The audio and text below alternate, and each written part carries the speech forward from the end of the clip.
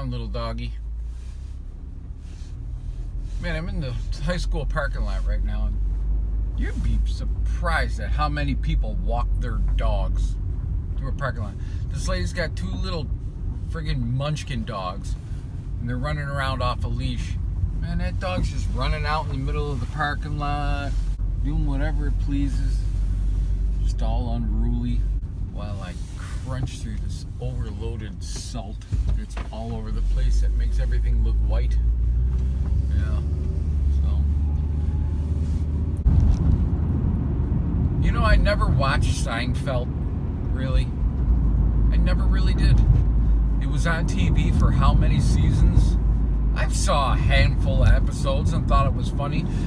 You know what got me about Seinfeld was when I first started watching it, it could have been one of the early seasons, which, from what I understand, aren't the best. I hear that season 1 and 2 aren't the best seasons to watch. They're funny, but everything after that, up until maybe the last season, I think someone told me. So everything in between those are the greatest years. I think he was on for 9 seasons or something like that. But I never really watched it. I never really did. I got turned off to Seinfeld a little bit because he used to do the stand-up in the beginning, which was never funny. I never laughed at any of that fucking stand-up shit that he used to do. I never did. You know, he always talked like this, and he had this and that to say about, you know, dogs running in a parking lot. What do you do? Ah! Like, but one thing that I did start watching was his comedians in cars getting coffee, which is a blatant ripoff of In a Mile Crocodile. Damn it! Like, this is such an original idea. Those are really good, and if you haven't watched any of them, do yourself a favor and go watch them. They're on Netflix. There's a shitload of them. He gets all these funny people, and he goes in the car, and he gets a different car that suits the person that he thinks matches the person's personality or comedy style or whatever the criteria would be. But he might pick, like, he picked Jon Stewart up in a fucking Gremlin. Because I guess Jon Stewart used to have one back in the day. And then the car sucked. He's like, I can't drive this. And he happened to have a second car parked around the corner because he knew he was going to switch it. And it was like an AMC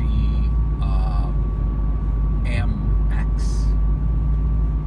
I don't know. It was a really friggin' cool car. One of those old 70s hot rod type looking things. It was really cool. They don't make those cars anymore, which boggles my mind because everybody wants a friggin' old hot rod. Why not make fucking cars that like that now? I just don't get it. I really don't understand. Here's your idea of Ford and Mercury and Plymouth and Oldsmobile.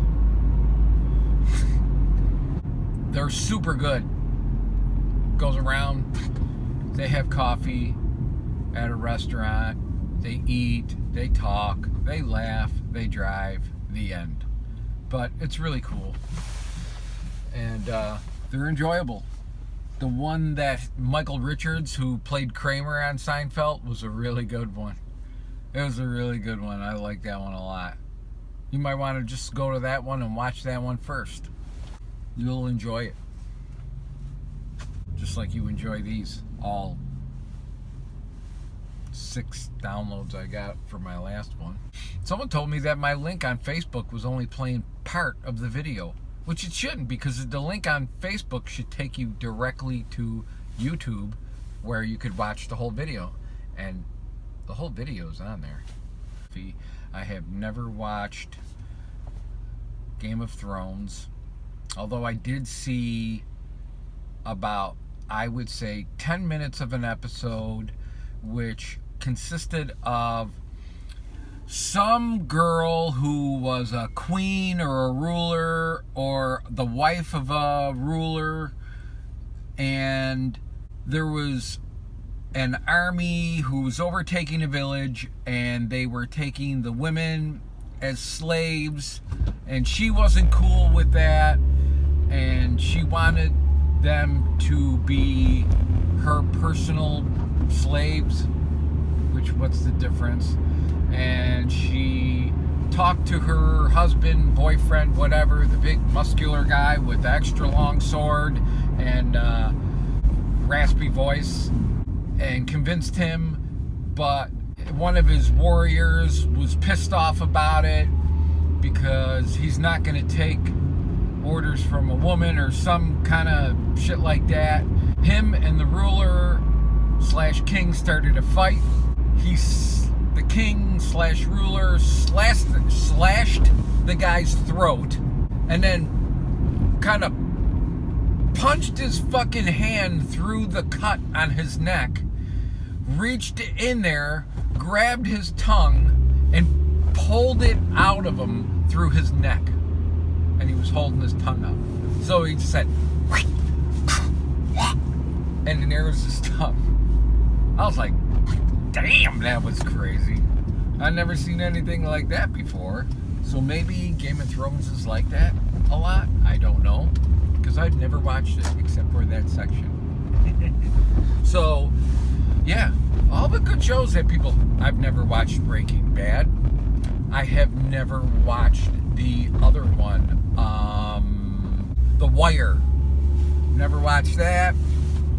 I have never watched The Walking Dead, except for the very first episode, and I didn't even watch the whole episode. How's that?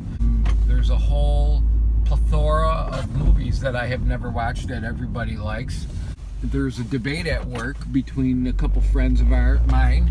I will give shout outs to Big Mike Morose, aka Milan, and Noah Moses. Go listen to his music. Noah and I are huge James Bond fans.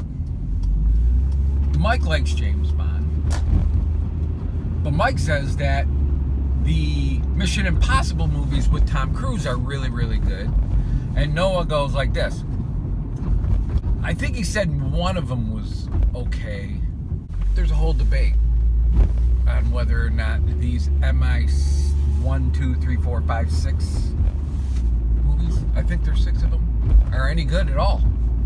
I don't know. I've never watched any of them. And there's a lot of James Bond movies that I've never watched too. I've seen bits and pieces of a lot of them, but I don't think I've ever watched, from what I remember, any of the Timothy Dalton ones. I've seen probably a total of maybe an hour of a handful of the Pierce Brosnan ones, which is just kind of weird to me. It just seems like he's making a joke out of the movie. I remember a little bit about Moonraker. I did go to the movie theater to see the James Bond movie that's really not a James Bond movie. Never Say Never Again with Sean Connery, where I think he was done with the movies, but then he came back just to make that movie out of spite to anger the Broccolis, who are the producers of them, of the James Bond movies, I think. I'm just throwing stuff out there. You can grab it and throw it back in my face like a monkey throws poop.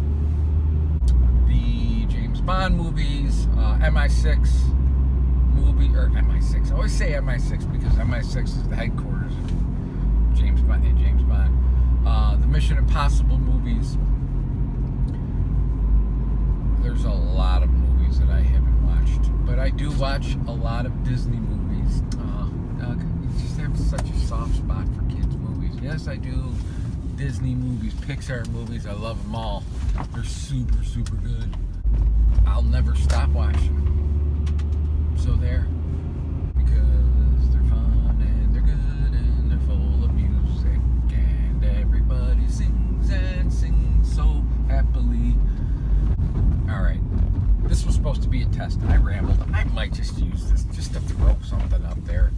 watch it, you watch it. You don't, you don't.